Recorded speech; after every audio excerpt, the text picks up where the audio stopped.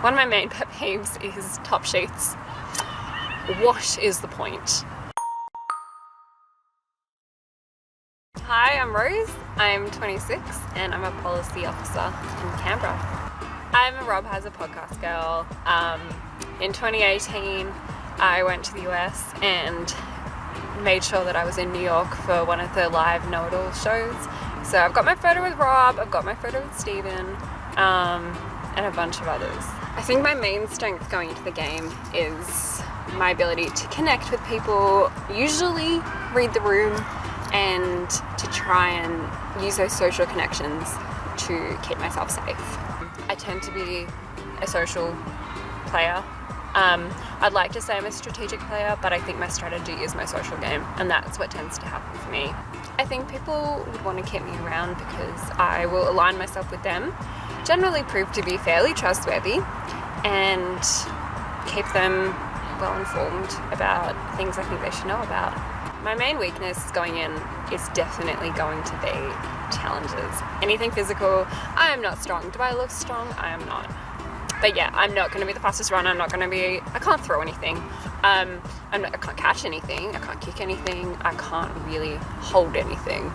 I think people might want to get rid of me because I probably have a little bit of a reputation because I've played in a few of these games and I'm a little bit involved in the community. I don't really worry about idols too much. I can't find them. I've never found one. I just don't seem to see these things. I don't see the clues. It's not my skill set. I pretty much try to factor the chance of an idol in and not ignore it, but I don't plan to rely on idols. If someone I'm aligned with goes behind my back or does something that they didn't tell me about, for example, if they voted a different way at tribal or something, I'm not planning to have a big confrontation with them or anything. What I'd want to do is kind of file it away in the back of my mind, have a little red flag next to them, and then pretend that everything's fine and I accept their probably poor explanation of what happened. I wouldn't want to be someone who's only seen as a villain, but I also think if you're trying to play like a hero, often you just end up doing dumb stuff. I think just try and play well, try and play in a way that you won't regret,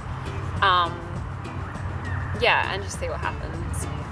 I think you have to be strategic with what you're saying. Generally, I think it's dangerous to do an outright lie. It's just harder to remember. There's more risk. But I think often a lot of twisting of the truth or half-truths tend to be useful in Survivor. I think never say die. I think never just give up. I think you should always have a possible plan. You should always have a possible way out. Even if it's unlikely, even if you don't think it will work, there should at least be something you're trying, because you never know if an idol could get played, you never know if someone might have an injury, you just don't know if something unexpected will happen. So I think you shouldn't just give up. I think you should at least create the avenue for someone else to say, you know what, I will flip, I will go with you.